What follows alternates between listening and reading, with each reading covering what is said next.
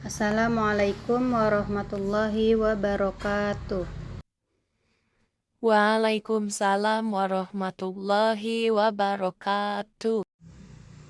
Selamat pagi anak-anak, apa kabar semuanya? Selamat pagi, Bu. Alhamdulillah, baik, Ibu.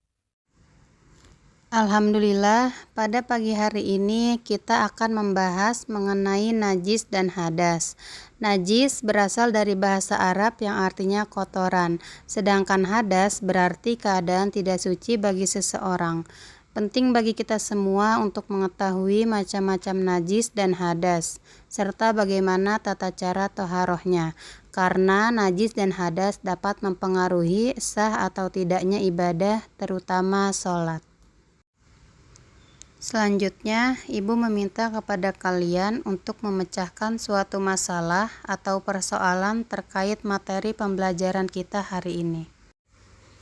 Contoh yang pertama, Dinda sedang menggendong adik laki-lakinya yang belum berumur 2 tahun dan belum makan selain ASI. Lalu si adik tersebut pipis sehingga mengenai baju Dinda. Contoh yang kedua, Arif sedang olahraga, lalu tanpa sengaja anjing tersebut menjilat tangan Arif dan mengenai air liur anjing tersebut. Contoh yang ketiga, Amel terkena kencing hewan yang sudah mengering di bajunya. Contoh yang keempat, yang terakhir, Indah sudah mempunyai wudhu. Ketika hendak menuju musola, tidak sengaja ia bersentuhan tangan dengan teman laki-laki yang bukan mahramnya dan tanpa adanya batas yang menghalangi. Baik anak-anak, dari 4 masalah tersebut berikan hukum atau pandangan Islam terkait tata cara toharoh dari najis dan hadas, baik dari segi ayat Al-Quran atau hadis, serta kategorikan itu termasuk ke dalam najis dan hadas apa. Selanjutnya, kalian bisa mencari tata cara toharoh yang sesuai dalam pandangan Islam bagi orang yang terkena najis dan orang yang sedang berhadas melalui buku LKS, buku fikih, dan Al-Quran. Setelah kalian mengumpulkan informasi dan merancang hasil, Ibu meminta setiap kelompok untuk maju memaparkan hasil dari setiap kelompoknya. Sampai sini mengerti anak-anak? Mengerti, Ibu?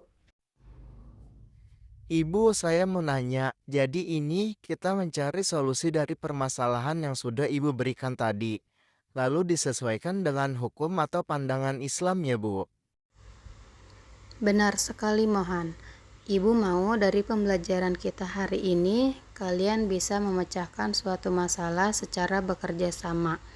Tujuan dari pembelajaran ini adalah untuk mengembangkan kemampuan kalian dalam memecahkan suatu masalah.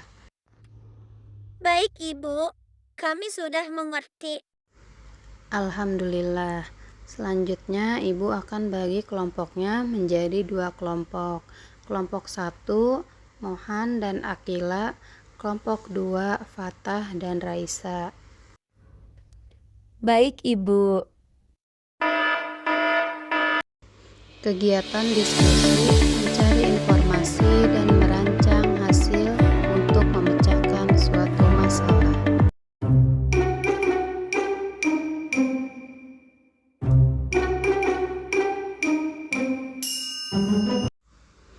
Baiklah anak-anak, apakah kalian sudah selesai? Sudah, Ibu. Kami juga sudah selesai, Bu. Masya Allah, tabarakallah. Alhamdulillah, pada semangat ya. Selanjutnya langsung saja kita memaparkan hasil pemecahan masalah. Kepada kelompok 1, Ibu persilahkan. Baiklah teman-teman, kami akan memaparkan dari hasil diskusi kami tadi. Jadi, tanggapan kami terkait masalah yang diberikan oleh Ibu Guru Anis adalah permasalahan yang pertama. Jika kita terkena air kencing laki-laki yang belum berusia 2 bulan, cara menyucikannya cukup dipercikan dengan air bersih ke permukaan yang terkena najis. Ini termasuk ke dalam najis mukhafafah, yaitu najis ringan. Permasalahan yang kedua, Jika kita terkena air liur anjing, cara menyucikannya yaitu dengan beberapa tahap, yaitu dengan membasuh air sebanyak 7 kali, salah satu di antaranya menggunakan air yang dicampur dengan tanah. Nabi Muhammad bersabda yang artinya, sucinya tempat dan peralatan salah seorang kamu apabila dijilat anjing hendaklah dicuci 7 kali. Permulanya dari 7 kali itu harus dengan tanah atau debu. Ini termasuk najis berat. Permasalahan yang ketiga yaitu jika kita terkena air kencing namun sudah mengering di pakaian kita, cara menyucikannya yaitu cukup dengan mengalirkan air pada benda yang terkena najis. Tapi apabila bekas najis yang sudah dicuci berulang-ulang masih juga tidak bisa dihilangkan semuanya, maka demikian itu dapat dimaafkan. Ini termasuk najis sedang. Permasalahan yang keempat yaitu jika kita sudah wudhu dan hendak melaksanakan sholat, lalu terkena sentuhan dari teman laki-laki yang bukan mahram dan tanpa adanya batas yang menghalangi. Ini termasuk hadas kecil. Cara menyucikannya yaitu dengan berwudhu kembali. Itulah tadi hasil pemecahan masalah atau solusi yang telah kami paparkan. Berarti ini sangat penting ya bagi kita dalam memahami kategori najis dan hadas. Jadi kita mengetahui macam-macam najis seperti najis berat, najis ringan, dan najis sedang. Serta bagaimana masing-masing kategori tersebut mempengaruhi cara kita beribadah. Misalnya najis berat memerlukan proses penyucian yang lebih ketat dibandingkan dengan najis ringan. Iya, betul sekali. Pembelajaran hari ini sangat bermanfaat bagi kehidupan kita untuk selalu memperhatikan kebersihan dan kesucian dalam beribadah, terutama sholat. Good job Mohan and Akila. Selanjutnya, kepada kelompok 2, Ibu persilakan untuk memaparkan hasil pemecahan masalah kalian. Baik teman-teman, kami akan memaparkan dari hasil kelompok kami. Permasalahan yang pertama yaitu apabila seseorang terkena air kencing bayi laki-laki yang belum berusia 2 tahun dan belum makan selain ASI. Itu cara menyucikannya dengan mempercikan atau mengusapkan air suci kepada bagian yang terkena najis, sebagaimana dalam hadis yang artinya dibasuh karena kencing perempuan dan dipercikan karena air kencing laki-laki. Ini termasuk najis ringan. Permasalahan yang kedua yaitu apabila kita terkena air liur anjing, cara menyucikannya yaitu dengan membasuhnya 7 kali dengan air. Dan salah satu basuhan harus dicampur dengan tanah atau debu. Ini termasuk najis berat yaitu najis mughallazah. Babi juga termasuk. Permasalahan yang ketiga yaitu apabila kita terkena kencing hewan yang sudah mengering di baju, cara menyucikannya dengan mengalirkan air suci kepada benda yang terkena najis tersebut. Akan tetapi apabila bekas najis yang sudah dialirkan air suci berkali-kali namun tidak hilang semuanya, maka itu dimaafkan. Ini termasuk najis sedang yaitu najis hukmiyah, najis yang diyakini adanya namun tidak nyata wujudnya atau zatnya. Permasalahan yang keempat yaitu apabila seseorang sudah berwudu dan mau sholat, akan tetapi ketika di perjalanan menuju musola, dia tidak sengaja bersentuhan dengan laki-laki yang bukan mahramnya dan tanpa adanya batas yang menghalangi, maka orang tersebut sedang berhadas kecil. Cara menyucikannya yaitu dengan berwudu. Baiklah teman-teman, itulah paparan dari hasil pemecahan masalah kami. Oh, jadi bersuci dari najis dan hadas sangat penting dalam Islam, terutama berkaitan dengan ibadah seperti sholat. Misalnya tidak sah jika dilakukan dalam keadaan berhadas atau terkena najis. Oleh karena itu, umat Islam mewajibkan untuk menjaga kebersihan diri. Masya Allah, benar sekali Mohan, Akila. Agama Islam mewajibkan umatnya untuk selalu menjaga kebersihan dan kesucian diri. Alhamdulillah, kalian sudah memahami apa itu najis dan hadas, serta bagaimana cara toharohnya. Baik, Ibu akan sedikit menjelaskan lagi mengenai najis dan hadas. Najis dan hadas adalah dua hal yang berbeda dalam Islam, yang berkaitan dengan kebersihan dan kesucian. Namun cara membersihkannya berbeda.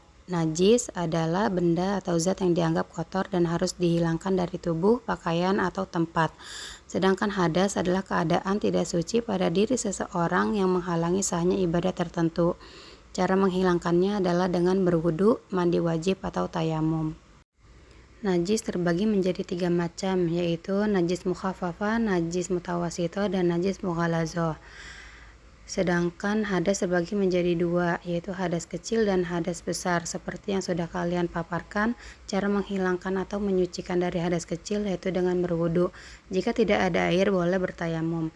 Sedangkan menghilangkan atau menyucikan hadas besar yaitu dengan mandi wajib seperti keluarnya air mani karena haid, mimpi basah, bersetubuh, dan nifas. Memahami perbedaan najis dan hadas serta cara mensucikannya sangat penting bagi setiap muslim.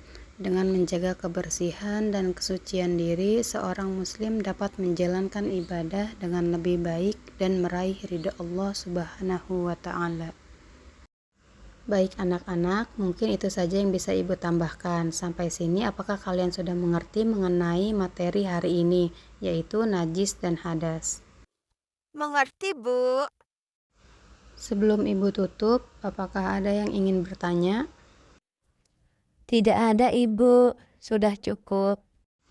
Baik, jika tidak ada, berarti kalian sudah paham semua ya terkait materi hari ini. Insya Allah, Ibu. Alhamdulillah. Tetap semangat anak-anak, belajarlah dengan sungguh-sungguh karena sesungguhnya masa depanmu ada di tanganmu sendiri. Ibu ada pantun nih buat kalian. Tinggi badan amat semampai, petani pergi mengambil talas, rajin belajar pangkal pandai, semangat terus jangan malas. Wallahul muwafiq ila aqwamit thariq. Tsumma assalamu alaikum warahmatullahi wabarakatuh. Waalaikumsalam warahmatullahi wabarakatuh.